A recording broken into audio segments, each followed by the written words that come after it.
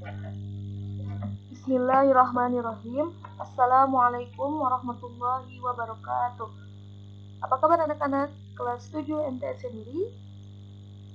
Semoga selalu sehat ya, dan selalu antusias dalam belajar. Pada kesempatan kali ini di mata pelajaran fikih, bertemu kembali dengan Ibu Ulfa. Kita akan membahas atau kita akan mempelajari tentang materi toharoh.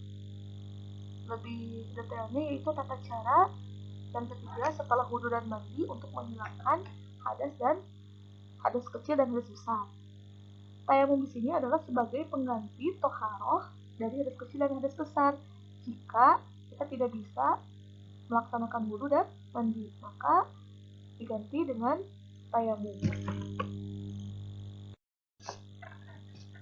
Apa itu tayamum? Tayamum adalah menyampaikan debu yang suci pada muka dan tangan sebagai pengganti wudhu. Nah, tayamum ini berbeda dengan wudhu dan mandi. Hanya bagian muka dan tangan saja yang dibasuh dengan debu, bukan dengan air. Ya, karena kan pengganti wudhu dan mandi. Wudhu dan mandi identik dengan air, sedangkan tayamum adalah dengan debu yang suci. Ya, debu atau tanah yang suci. Yang sucinya seperti apa ya? Debu dan tanah itu tidak tercampuri oleh najis, gitu ya. Tidak misalnya debunya atau tanahnya tercampuri dengan kotoran binatang. Ya, kita mencari debu yang suci, yang bersih dari najis. Nah, tayamum ini hanya berlaku untuk satu kali sholat saja. Jika kalian mau melaksanakan sholat sunnah, ya, karena sholat wajibnya sudah, maka kalian harus bertayamum kembali untuk melaksanakan sholat sunnah, misalnya ya. Kemudian kalian akan sholat 5 waktu, ya, maka kalian harus 5 kali bertayamumnya. Berbeda dengan wudhu. Selama wudhu itu tidak batal, maka bisa digunakan untuk berkali-kali sholat, mau sholat sunnah ataupun sholat wajib. Nah, itu perbedaan tayamum dengan wudhu. Ingat, tayamum hanya digunakan untuk satu kali sholat saja. Selanjutnya yaitu tentang syarat-syarat tayamum. Kita dibolehkan untuk tayamum apabila memenuhi 7 syarat. Yang pertama, ketika dalam perjalanan, maka dibolehkan untuk bertayamum dan tidak memungkinkan untuk turun dari kendaraan, misalnya ya, tidak ditemukan di masjid, ya, tempat untuk berwudu, maka boleh untuk tayamum.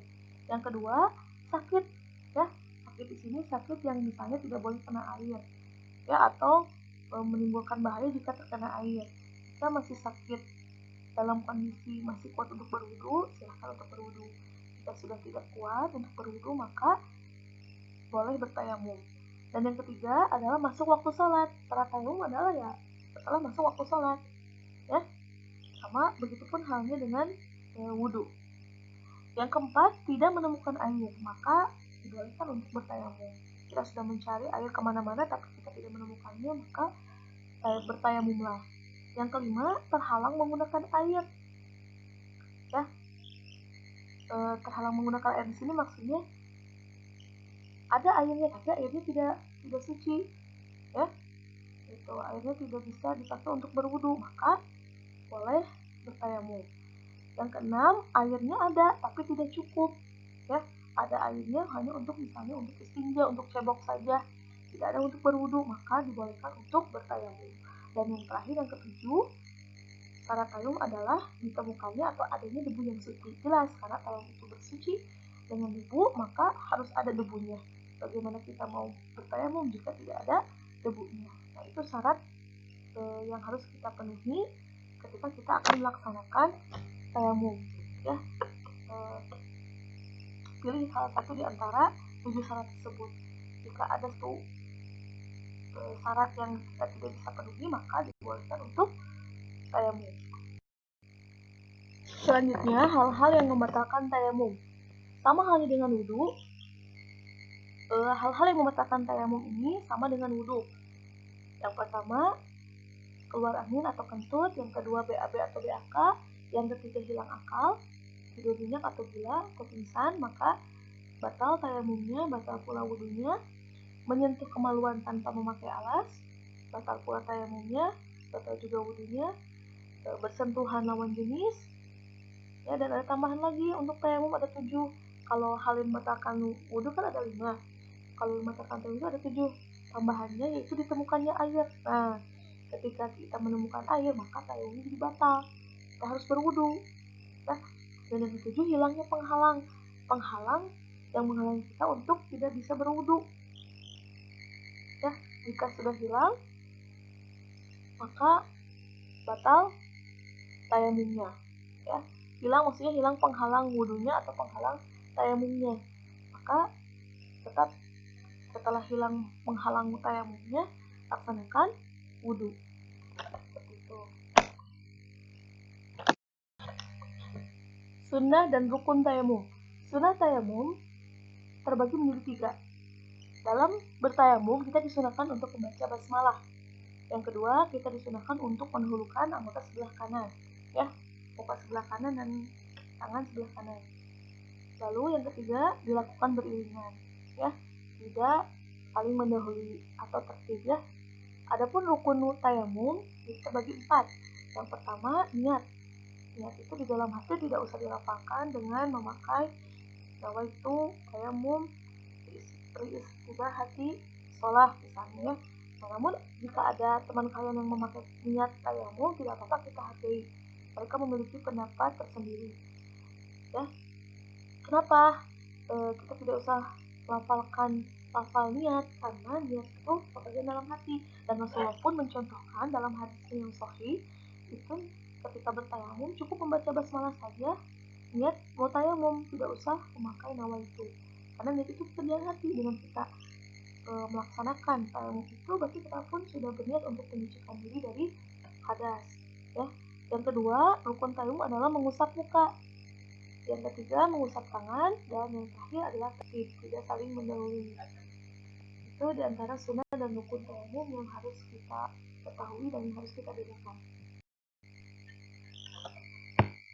Sebagaimana halnya berwudu yang memiliki manfaat dan hikmah, adapun manfaat tayamum ini sama halnya dengan manfaat wudu, ya, yaitu yang pertama menggantikan wudu dan mandi, itu ya manfaat tayamum. Yang kedua, melatih diri untuk selalu suci dan bersih dari hadas dan najis. Yang ketiga, manfaatnya mempermudah pelaksanaan ibadah kita, itu ya, Allah tidak mempersulit ketika kita hendak menyucikan diri, jika tidak ada air, kita tidak bisa berwudu dan mandi, maka bertayamumlah. Adapun yang selanjutnya yaitu tentang hikmah tayamum, yaitu sama halnya dengan wudu, menyucikan diri kita dari hadas dan najis. Yang kedua, bersyukur dengan syariat Allah yang tidak memberatkan umatnya, ya. Yaitu Islam itu agama yang mudah tapi tidak boleh dianggap remeh, ya. Mudah dalam pelaksanaannya, tinggal kita jalaninya dengan ikhlas dan sabar. Setelah kita mengetahui pengertian tayamum, rukun dan sunnah tayamum, manfaat dan hikmah tayamum, hal-hal yang membatalkan tayamum, kita akan meneruskan materi selanjutnya, yaitu tentang tata cara tayamum. Bagaimana tata cara tayamum? Yang pertama, ketika kita hendak bertayamum, kita berdiri sambil niat, ya, tadi niat dalam hati mau tayamum, tidak usah dilafalkan. Sebagai pengganti wudhu, ya, tayamumnya sambil membaca basmalah, ya. Bismillahirrahmanirrahim. Lalu tempelkan kedua tangan kalian pada debu, kedua tangannya, tempelkan telapak tangannya, lalu tiupkan debu tersebut yang ada pada kedua telapak tangan itu, tiupkan, lalu usapkan kepada wajah sampai merata, sampai bagian bawah dagu, ya, awali dengan sebelah kanan. Yang kelima, menepukkan kedua telapak tangan pada debu, tepukkan kembali pada debu, kemudian tiup lagi, lalu usapkan kepada telapak tangan sampai siku, dimulai dari tangan sebelah kanan, ya, dari telapak tangan ke atas sampai siku, dan diakhiri dengan tangan sebelah kiri. Seperti itu untuk tata cara tayamum. Ada 2 pendapat dalam tata cara terakhir yang tayamum ini, adalah ada yang mengusap sampai siku, ada pula yang mengusap pergelangan tangan saja, ya. Silahkan, boleh kalian pilih untuk khusus tangan, ya, mau sampai siku atau telapak tangan saja, ya. karena itu ada dua pendapat yang memiliki dalil tersendiri yang bisa kita amalkan dalam penerapan atau pelaksanaan tayamum ini. Mungkin cukup untuk pembahasan tata cara tayamum hari ini. Semoga bermanfaat. Aku qouli hadza wa astaghfirullah li wa lakum. Wassalamualaikum warahmatullahi wabarakatuh.